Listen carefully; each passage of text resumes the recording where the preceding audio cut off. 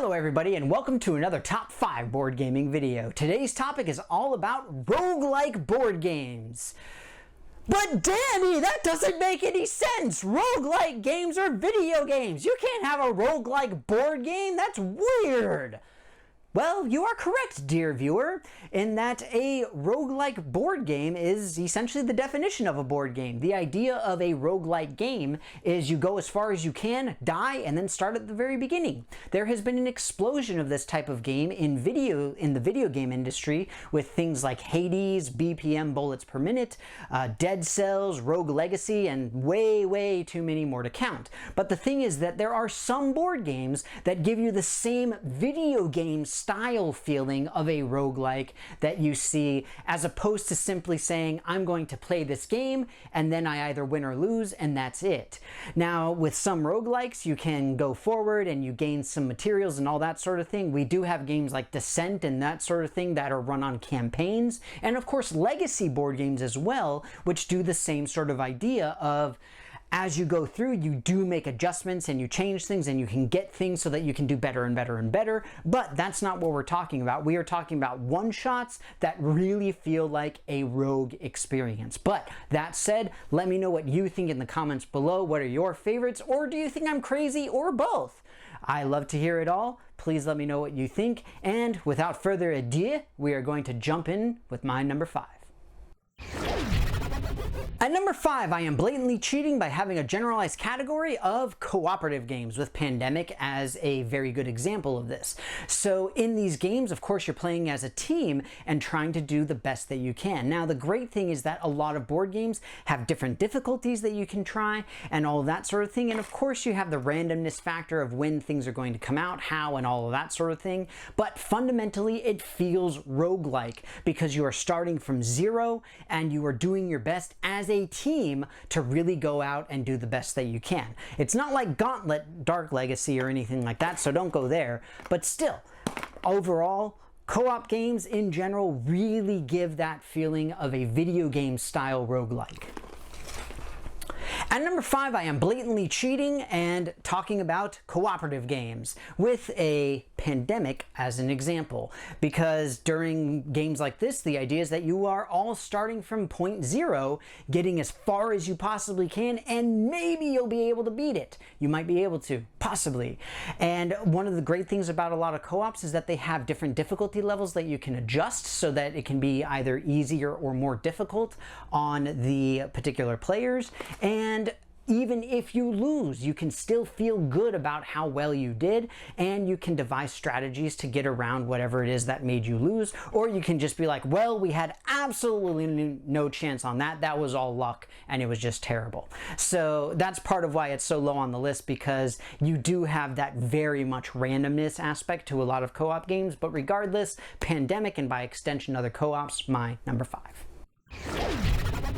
At number 4, I'm blatantly cheating again with Eons End, because this is another cooperative game. But in this particular case, we're talking about deck building, and more importantly, we're talking about some very unique mechanics, particularly when it comes to how the turn orders actually proceed. And that in and of itself is very much a roguelike styling of, you don't know exactly what's going to happen, what room you're going to go in, who's going to be going, when, where, why, how, or anything along those lines. It's all just kind of a big giant mess. And not only that, but it has a great theme. It's won a lot of awards, gotten a ton of nominations for awards. It's a wonderful game. Eons End, my number 4. At number 3, I've got 5-Minute Dungeon. I know it's confusing, but bear with me. 5-Minute Dungeon, the entire point is that you go as fast as you can to try and get through the dungeon and defeat all of the bad guys as quickly as humanly possible, literally with a 5-minute clock. And if that is not roguelike, then I don't know what is. You have a very distinctive timer, you have a cooperative game where everybody's standing around throwing cards in the middle of the table and trying to get through as quickly as you can, and hopefully you'll be able to beat it and get to the end boss, and you'll be able to say, yes, we did it! But at the same time, you may not. And it is so so much of a roguelike feeling with that, the heart thumping and, oh, we've done so well so far, we're so close, we've gotten all this great stuff, are we gonna make it? And all of that kind of thing. It's absolutely amazing. And yes, it's another cheat because it's co-op, but I don't care because this is my channel and so I can do whatever I want. But that said, 5 Minute Dungeon is my number 3. At number 2, I've got Warp's Edge, the solo board game that is all about trying to escape a massive armada of ships that's trying to blow you up. Very similar to Faster Than Light, or FTL Faster Than Light. So this is a very quintessential roguelike feeling. First off, you have solo play only. And secondly, because it's solo play only, it means that you're going against an AI. And that AI constantly shifts around, moves around, does different things, and will do different things. Fundamentally, you have a very simple goal. Get from point A to point B. The problem is that in between there's a whole bunch of bad guys that are all trying to blow you up. And so that's not the most ideal situation when it comes to, well, anything really. But at the same time, not Rogue's Edge, but Warp's Edge does a wonderful job of balancing these roguelike tendencies and these roguelike capabilities with your abilities as a player. And again, being able to just inch a little bit farther, and eventually you get to the point where you can really do very well, and you can adjust the difficulty, adjust how the AI responds, and all of that kind of stuff. Warp's Edge, by a good margin, my number 2. At number 1, I've got Paperback Adventures. This is a game that I hadn't heard too much about until I was researching for this video, and I found it, I was like, this is awesome! And this is exactly the type of thing that we need. In the description for the game itself, it actually describes itself as being roguelike. The idea of this is that you are essentially having a Scrabble wordsmith rap battle thing against an AI opponent. Just like with Warp's Edge, this is a solo intended game, and so you do have that high emphasis on an AI opponent that is constantly shifting and changing strategies, and you have to try and get around to do whatever you can to make sure that you can go around. Now, the cool thing about this is that you have the main character of Paige Turner, har har har, but at the same time with Paperback Adventures, you do have specific scenarios in addition to the sort of expansion or extension of, I believe it's Hardback Adventures, or I think it's Hardback Adventures. Either way, it doesn't matter. The point is that it seems like it's a really good game, and I know it's a big risk putting it at number 1 when I really have not played it, and so I don't know too much about it, but the fact is, it describes itself as a roguelike, and from what I've seen, what I've read, it really does seem to fit the bill very well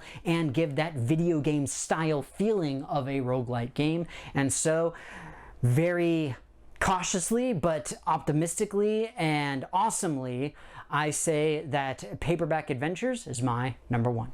Well, everybody, that's going to be it for me. I hope that you enjoyed this video on my highly cheated top 5 roguelike board games. Now, of course, if you've ever played a roguelike video game, then you know the temptation to cheat is always there, and so I figured why not do it for my board game video as well. It just made sense.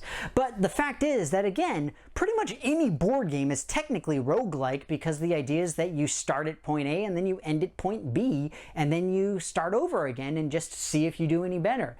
The thing with these particular games, though, is that you have a very highly focused goal, and in some cases going against an AI, working together, doing something along those lines that gives you the feeling of stuff like, you know, Rogue, the original game that from which roguelike got the name, or BPM bullets per minute, FTL Faster Than Light, or Dead Cells, or Hades, or you know, Rogue Legacy 2, any of these types of things. Absolutely amazing video games that you can have a very similar feeling in a board game fashion. But that is enough rambling from me. I do hope that you enjoyed this video. I hope that it kind of opened your eyes a little bit to kind of interpreting games in a different way. But of course, as always, I want to know what you think, so put it in the comments below. Again, let me know if you think I'm just super crazy for thinking like this, but I mean, it's the way that I think, so that's how it is. But I would love to converse about it. I would love to talk about it, so please let me know what you think in the comments. And of course, as always, if you haven't done so already, please take a look at my various social media pages where you can interact with myself and my channel in a whole bunch of really fun ways. But that said, thank you so much again for watching. Hope you enjoyed it, and I will see you next time.